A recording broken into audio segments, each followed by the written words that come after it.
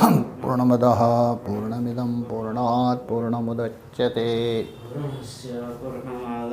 पूर्णमेवावशिष्यते। ॐ शान्ति शान्ति शान्ति। सर्ववेदान्तसिद्धान्त गोचरं तमगोचरं गोविन्दं परमानन्दं सद्गुरुं प्रणतोऽस्म्यहम् गुरुं प्रणतोऽस्म्यहम्। ॐ शान्ति शान्ति शान्तिः।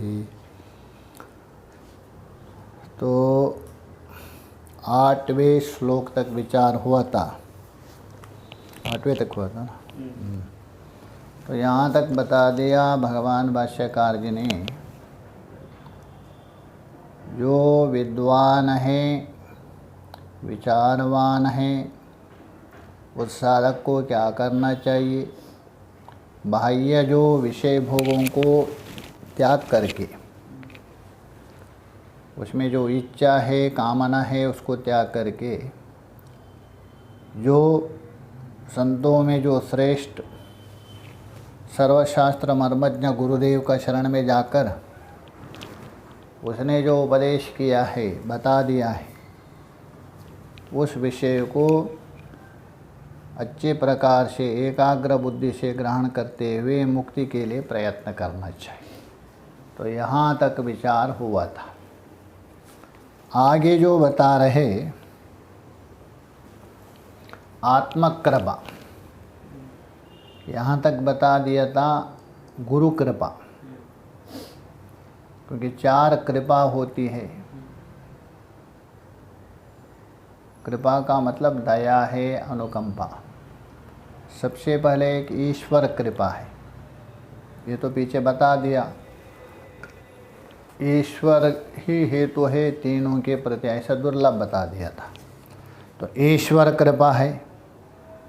तो ईश्वर कृपा के बाद गुरु कृपा होती है।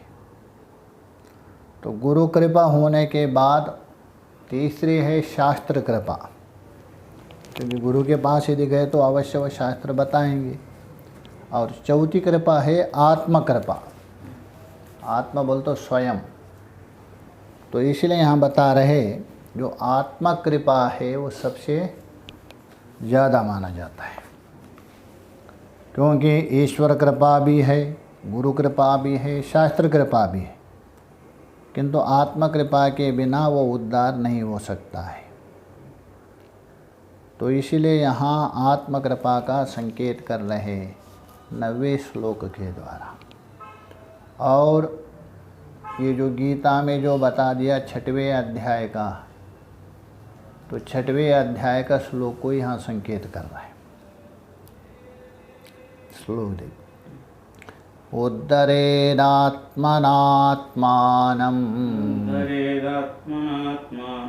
मग्नं संसारवारिदो योगारूढत्वमासाद्य सम्यक् दर्शननिष्ठया उद्धरेदात्मनात्मानं मग्नं संसारवारिधौ योगारूढत्वमासाद्य सम्यक् दर्शननिष्ठया। उद्धरेत, उद्धरेत का मतलब उद्धार करे, कल्याण करे। किसका? तो बोल रहे आत्माना, आत्मानम, आत्माना, आत्मानम, अपने आत्मा का।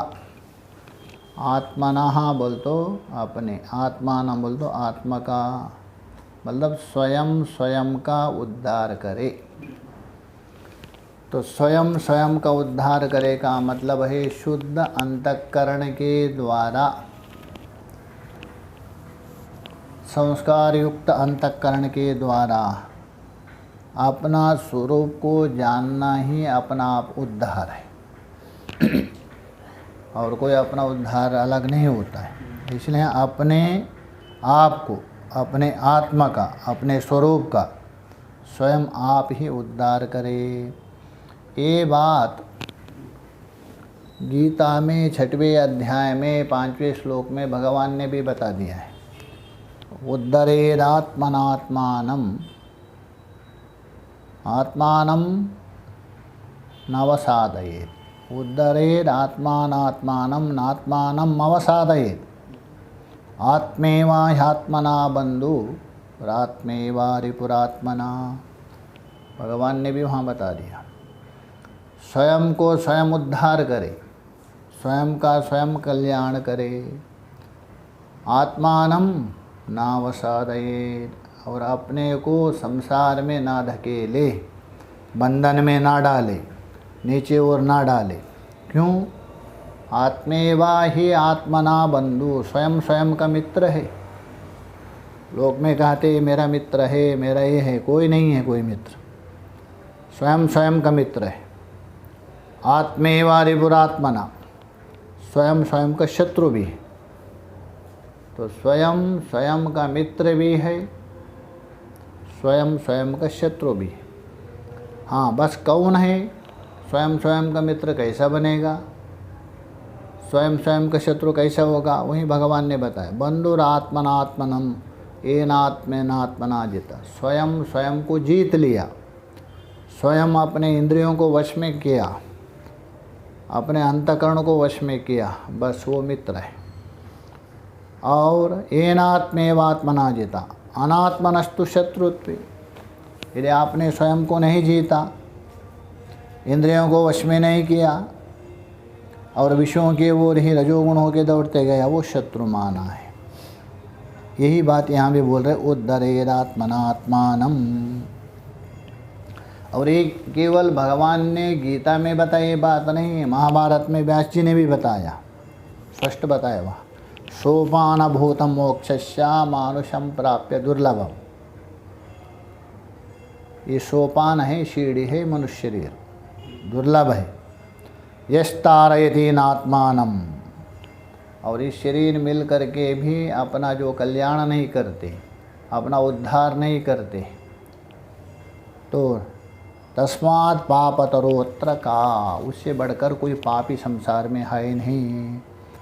इसलिए भगवद गीता में जो 6वें अध्याय में बता दिया और महाभारत में जो बता दिया, उसी को ही निचोड़ करके भगवान भाष्यकार जी यहाँ रख रहे। पहले का दिया था विवेक चूड़ामणि में, कोई अलग नहीं, सारा ग्रंथों का सार है। तो इसलिए बोले उद्धरेदात्मनात्मानम्, अर्थात स्वयं अपने आप को उद्धार करे। अच्छा, कहाँ से उद्धार करे? तो बोल रहे संसार वारिदो मग्नम। संसार वारिदो, वारिदो कहते, वारी कहते जल, और वारिदो बोल तो जलाशया, जहाँ सारा जल एकत्रित हो जाता है, संपूर्ण जल, उसी का नाम है वारिदो, अर्थात समुंदर। जितना भी जल है एकत्रित होता है, समुंदर है। तो यहाँ कौन समुंदर है? संसार वारिदो, संसार रूप समुद्र, उसमें मग्नम डूबे है। कैसे डूबे है? वहाँ भगवान भाष्यकार जी ने उपनिषद की व्याख्या करते हुए बता दिया है। आलुबुवत, आलुबु कहते हैं लौकी, लंबी लौकी नहीं, गोल लौकी होती है। तो गोल जो लौकी है जल में डाल दिया है तो डूबी भी है, थोड़ी ऊपर है, अधिक से अधिक डूबी, थोड़ी सी ऊपर रहती। वैसे ही ये मनुष्य संसार सागर में डूबा है, थोड़ा सा सिर ऊपर है। तो इसलिए बोले संसार वारिदो, अतः संसार रूप सागर में डूबे है। अच्छा, जल में तो डूब रहे तो ठीक है, ये संसार रूप सागर में कैसे डूबे हैं? यह संसार रूप सागर में डूबने का मतलब ये है, संसार में जो विषय है पांच इंद्रियों को, रूप रस गंध स्पर्श आदि, उन विषयों में ही, इन भोगों में जो लिप्त है, इन भोग को ही सब कुछ मान के बैठे हैं, भोग ही सर्वस्व मानना, यही डूबना और कुछ डूबना नहीं। बोलते हैं अरे आप क्या कौन सी चिंता में डूबे हैं, क्या वो चिंता में डूब गए क्या? अर्थात उस चिंता में बिल्कुल एकाग्र हो गए। वैसे ही डूबने का मतलब ये तात्पर्य, ना तो जल में जैसे डूब रहे ऐसे नहीं डूबना, मतलब है तादात्म्य होना, विषयों के साथ बिल्कुल एकाकार होना, यही डूबना। तो विषयों के साथ बिल्कुल एकाग्र का हो गया तो अपना स्वरूप को भूल जाएंगे। इसलिए बोले संसार वारिदो मग्नम, ये संसार सागर में डूबे हैं, वहाँ से अपने आप को उद्धार करे। अच्छा ठीक है,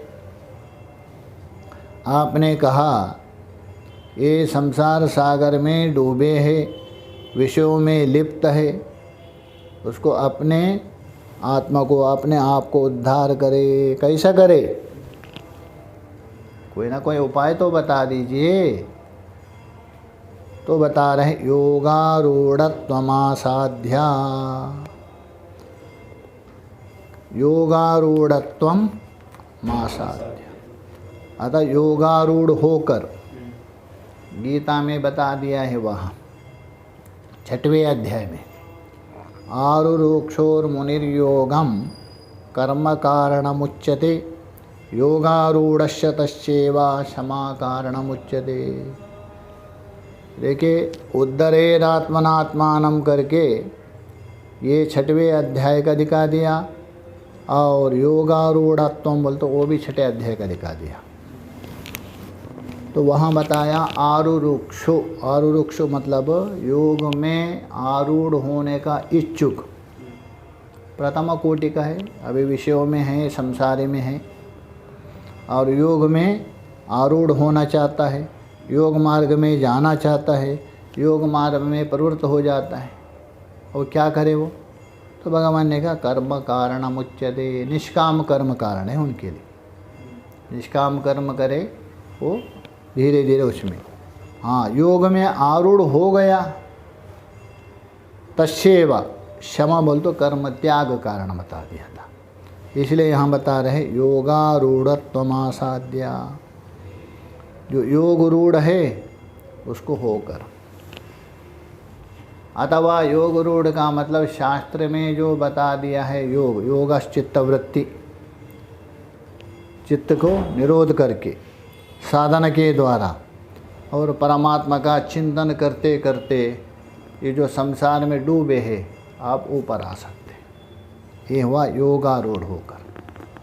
अथवा योग का एक अर्थ है परमात्मा, परमात्मा को योग कहते हैं। इसलिए देखिए गीता में सारे योग बता दिया। ऐसा परमात्मा में आरूढ़ होकर, अच्छा परमात्मा में आरूढ़ बोल तो परमात्मा के ऊपर चढ़ना नहीं ले, आरूढ़ का मतलब परमात्मा का चिंतन, परमात्मा का अनुसंधान, परमात्मा का विचार हर समय में। ये जो परमात्मा का चिंतन है, परमात्मा का अनुसंधान है, परमात्मा का विचार है, यह योगारूढ़ है। उसमें यदि आरूढ़ हो गए आप तो आपको सहारा मिल गया और वो अपना हाथ पकड़ के ऊपर उठा देंगे, तो संसार सागर से जो डूबना है बच जाएगा। इसलिए बोल रहे योगारूढ़त्वम आसाध्या सम्यक दर्शन निष्ठया, स्पष्ट कर रहे उसी को। कैसा? सम्यक दर्शन निष्ठया, जो सम्यक दर्शन, सम्यक का मतलब है जो सत्य वस्तु आत्मा वस्तु है वही सम्यक है। बाकी जो भी संसार में है वो असम्यक है। असम्यक मतलब आज है कल रहेगा या नहीं रहेगा ये निश्चय नहीं। बस मनुष्य केवल एक आशा को लेकर दौड़ता है कल होगा करके, निश्चय नहीं। इसलिए संसार का नाम है असम्यक। असम्य का मतलब हो यथार्थ नहीं है, मिथ्या है और क्षण भर में नष्ट होने वाला है, अशुभ है, अनित्य है, इसी का नाम है असम्यक। और सम्यक का मतलब है एक है, इस संसार का अधिष्ठाता परमात्मा, संसार को चलाने वाला, संसार को प्रकाशित करने वाला कौन? आत्मा। ये दोनों चीज़ हमारे शरीर में है, असम्यक भी है, सम्यक भी है। गीता के 13वें अध्याय में बता दिया है, जो क्षेत्र शब्द कहा दिया शरीर आदि वो असम्यक है, क्योंकि शरीर आज ठीक है कल बीमार, और शरीर के अंदर उसको देखने वाला है हम आत्मा, वो सम्यक है। इसलिए हम बता रहे हैं सम्यक दर्शनः, अतः यथार्थ वस्तु आत्मा के दर्शन में, दर्शन बोल तो चिंतन में, निष्ठाया उसमें स्थित होकर, उसमें निष्ठ होकर निरंतर विचार करते करते, और ये संसार सागर से अपने आप को डूबने से आप बचा सकते हैं, ये बता दें। और उसके लिए क्रमबद्ध उपाय बता रहे हैं। अच्छा, ये संसार सागर से डूबने के लिए, बचाने के लिए आत्मा का आश्रय करना पड़ेगा, तो सबसे पहले क्या करना चाहिए? तो बता रहे 10वें श्लोक में, देखिए, संन्यस्या सर्वकर्माणि भवबन्धा विमुक्तये यत्यतां पंडिते धीरे रात्माभ्यासा उपस्थिते संन्यस्य सर्वकर्माणि भवबन्ध विमुक्तये यत्यतां पंडिते धीरे रात्माभ्यास उपस्थितये। वहाँ से लेना श्लोक के जो उत्तरार्ध श्लोक, दूसरा श्लोक में चौथा चरण, आत्माभ्यासः उपस्थितै पंडितैर धीरैर, सब तृतीय है, और आत्माभ्यासा उपस्थिते भी तृतीय है, राम एक हमा। तो आत्मा अभ्यास अर्थात आत्मा का अभ्यास, और आत्मा का अभ्यास क्या करे? भगवान भाष्यकार जी बोल रहे हैं आत्मा का अभ्यास। तो आत्मा का अभ्यास का मतलब क्या है? आत्मा अभ्यास का मतलब है अपना स्वरूप है, उस स्वरूप के विषय में श्रवण करना, और उसके बाद श्रवण करने के बाद मनन करना, उसके बाद निधिध्यासन करना, यही आत्मा का अभ्यास है परमात्मा का। तो सबसे पहले श्रोत्रिय ब्रह्मनिष्ठ जो सद्गुरु के शरण में जाके शास्त्र का श्रवण, उपक्रम उपसंहार आदि से युक्त होकर, उसके बाद मनन, उसके बाद निध्यास, यही आत्मा का अभ्यास अर्थात आत्मा का अनुसंधान करना, अथवा दृग दृश्य का विवेक। भगवान भाष्यकार का एक ग्रंथ है दृग दृश्य विवेक।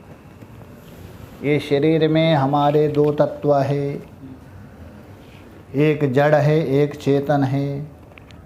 जड़ को हम प्रधान मान के व्यवहार कर रहे हैं, उसी को लेके राग द्वेष काम क्रोध आदि होते हैं, और राग द्वेष काम क्रोध से रहित आत्मा है, वो उसका प्रकाशक है। इनमें मेरा कौन सा स्वरूप है? इसलिए वहाँ बृहदारण्यक में याज्ञवल्क्य से राजा ने प्रश्न किया था, कथमो अयम आत्मा, ये आत्मा कौन है? क्योंकि शरीर में बहुत चीज़ है, हमारा शरीर है, प्राण है, मन है, इंद्रिया है, बुद्धि है, सब कुछ है, इसमें आत्मा कौन है? इसलिए ये जो अनात्मा से आत्मा को अलग करके, अथवा पंचदशिकार ने वहाँ स्पष्ट बता दिया, पंचकोश विवेक, पंचकोश विवेक आता है।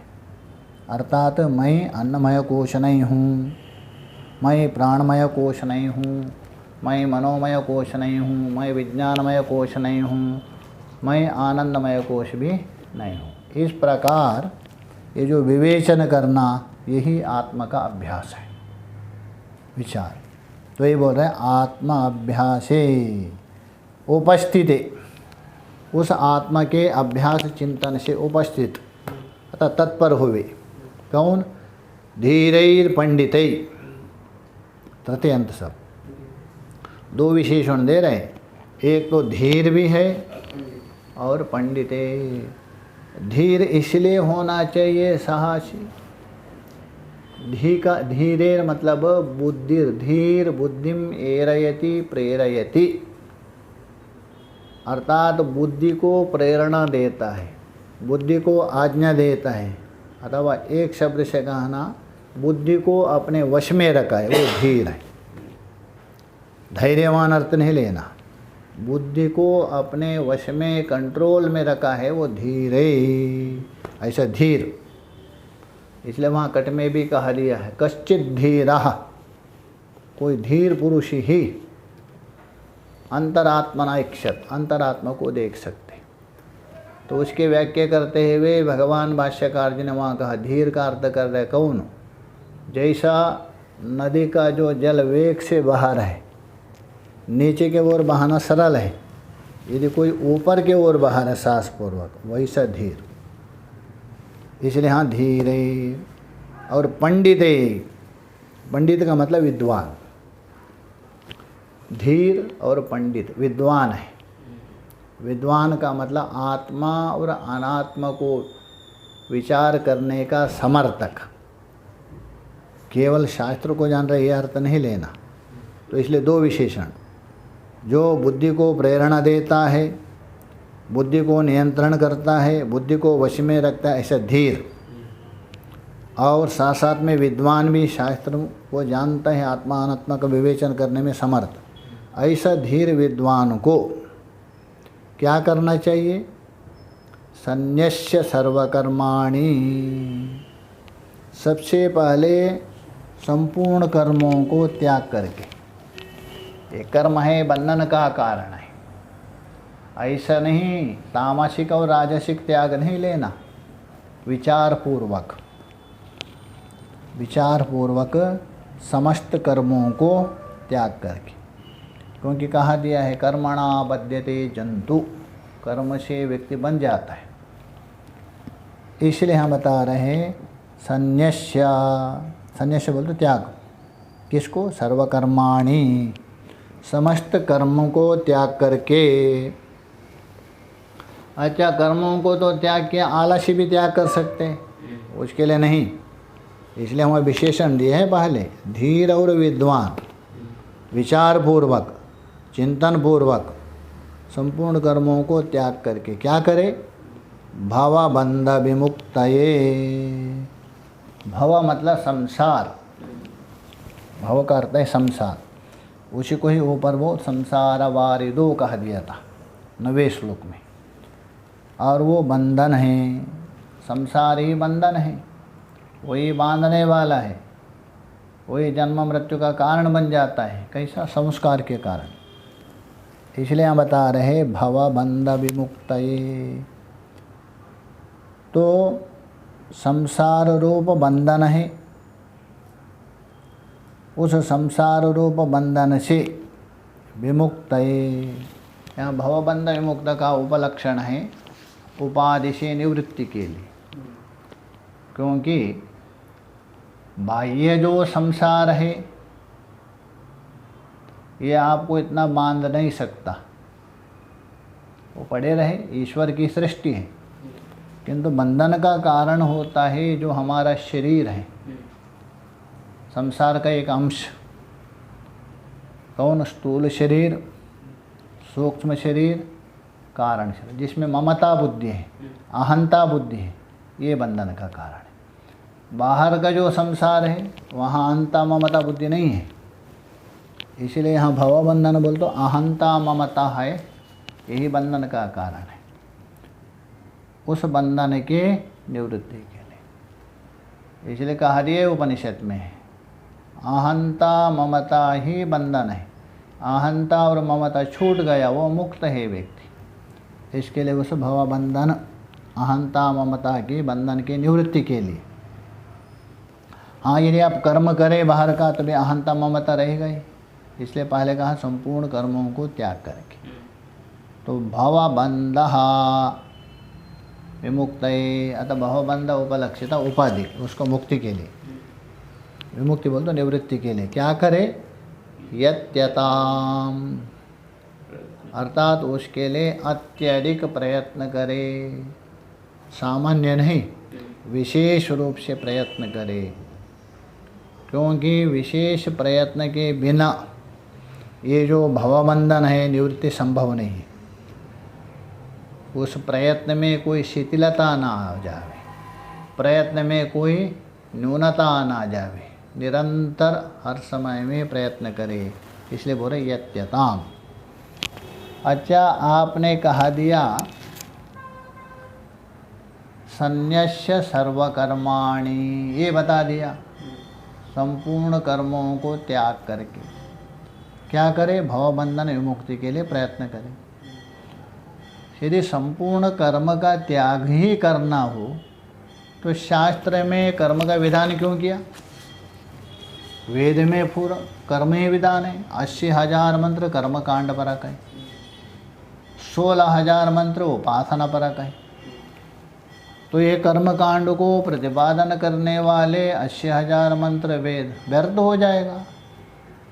तो आपने कहा जाए कर्मों को त्यागने के लिए, कर्म बिल्कुल बेकार हो जाएगा, ऐसा पूर्व पक्षी शंका कर सकते। तभी भगवान भाष्यकार जी उत्तर दे रहे कर्म व्यर्थ नहीं है। कर्म है वो पहले अवस्था में आवश्यक है, और कर्म का फल क्या है ये भी सुनो।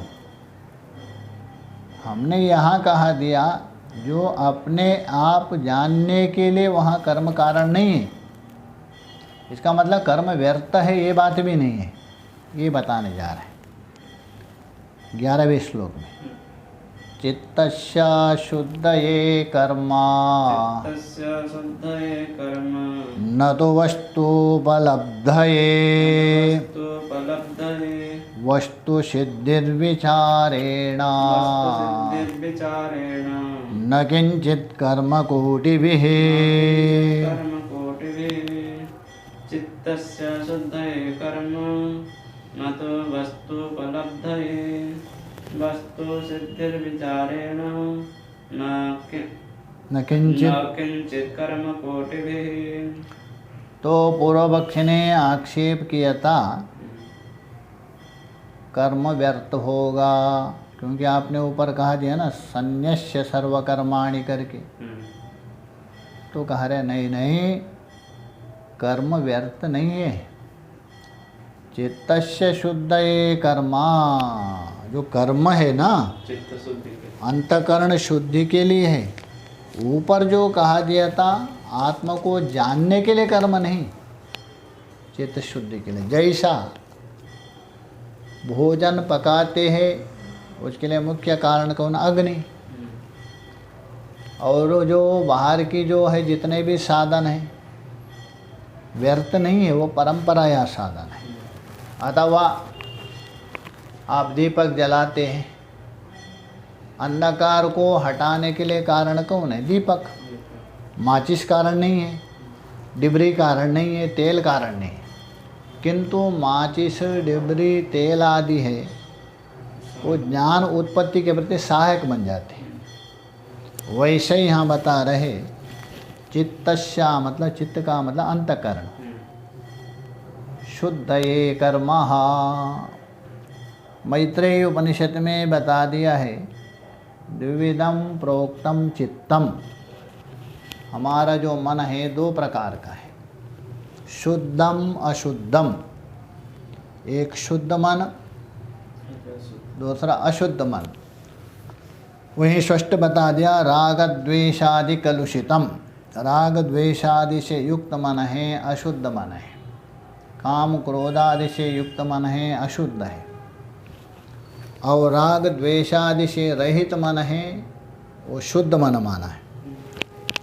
तो इसलिए जो मन जब तक शुद्ध नहीं होगा, जब तक पवित्र नहीं होगा, तब तक जो ऊपर जो बता दिया था ना योगारूढ़ होना, सम्यक ज्ञान आदि संभव नहीं है। उसके लिए पात्र की आवश्यकता। इसलिए बोल रहे चित्तस्य शुद्धये। यद्यपि चित्त है एक अंतकरण की वृत्ति है, किंतु यहाँ चित्त का मतलब अंतकरण लेना। अंतःकरण की शुद्धि के लिए। कर्मः अतः कर्मः कारणम। अरे पूर्व पक्षी जी चिंता मत करो, हम कर्म को खंडन नहीं करते। कर्म तो चित्त के शुद्धि के लिए कारण है। तो ऊपर जो कहा दिया ना सर्वकर्माणि संन्यस्य, बताए क्यों?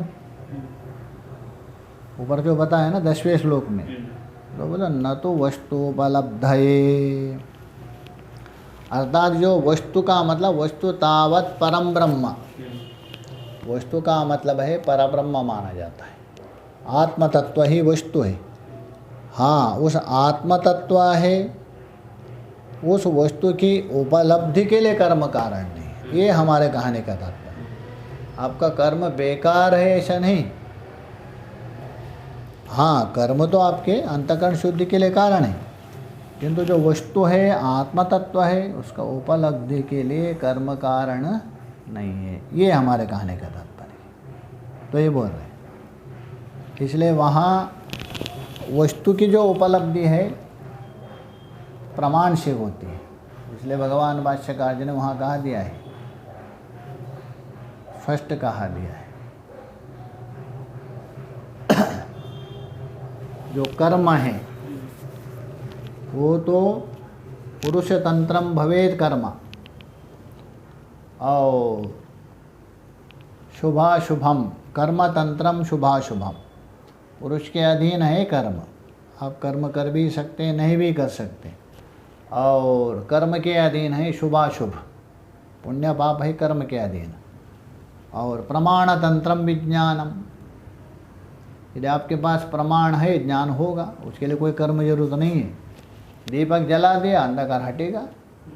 माया तंत्रम इदम जगत, माया के अधीन जगत है। इसलिए भी यहाँ भी बता रहे न तो वस्तु उपलब्धये, वस्तु का मतलब आत्म तत्व, उसके उपलब्धि के लिए कर्म कारण नहीं है। हाँ, चित्त के शुद्धि के लिए तो कारण है, क्योंकि अंतःकरण में हमारा 3 दोष है ना, मल विक्षेप आवरण। जो मल नाम का जो दोष है निष्काम कर्म के द्वारा होता, सभी कर्म नहीं, निष्काम कर्म से। उपासना के द्वारा विक्षेप की निवृत्ति होती है, और तभी जाके ऊपर जो बता दिया था सम्यक ज्ञान के द्वारा वस्तु की उपलब्धि होती है। तो इसलिए बोले ना तो वस्तु उपलब्ध है, वस्तु सिद्धिर विचारेणा। तो पूर्व पक्षी पूछेंगे अरे वस्तु की प्राप्ति किससे होगी? कर्म से तो नहीं हो रहे, किससे? तो बोल दो वस्तु सिद्धि। वस्तु बोल दो आत्म तत्व, परमात्मा तत्व। उसकी सिद्धि का मतलब प्राप्ति, अनुभव। विचारेणा, आप जितना जितना वेदांत का विचार, अन्य का नहीं, अनात्म शास्त्र नहीं, या विचार का मतलब स्पष्ट किया भगवान भाष्यकार ने। वेदांत शास्त्र, उपनिषद आदि है, गीता आदि है, उनका जो विचार, उसका जो आप जितना जितना विचार करेंगे शुद्ध बुद्धि से, तो उसी विचार से आपको प्राप्त हो जाएगा। और अनात्म बुद्धि का जो संस्कार एक बार किसी को पड़ गया, उसके बाद वो उपनिषद कितना भी करे उपनिषद को नहीं मानेंगे। तो इसलिए हम बता रहे हैं वस्तु सिद्धि तो विचार से। विचार मतलब आत्मा अनात्मा का विवेक करने वाले जो उपनिषद शास्त्र है उसका विचार से। वस्तु सिद्धिर विचारेण न किंचित कर्म कोटि भी, करोड़ों कर्मों से भी कुछ भी नहीं हो सकता। चाहे तो आप बड़े से बड़े कुछ भी करोड़ों कर्म कर दीजिए, उससे आपको वस्तु की सिद्धि नहीं होगी, आत्म तत्व की प्राप्त नहीं होगी। यदि आपके पास यदि विचार है अच्छे ढंग से तो आत्मा प्राप्त होगा। तो इसलिए बोल रहे कर्म कोटि भी, एक नहीं करोड़ों कर्मों से भी कुछ भी आप वस्तु को प्राप्त नहीं कर सकते। हाँ, कर्म से ज़्यादा आपका अंतःकरण शुद्धि होगा, और शुद्ध अंतःकरण होने से विचार उसमें टिक जाएगा, तभी वस्तु की प्राप्ति होती है।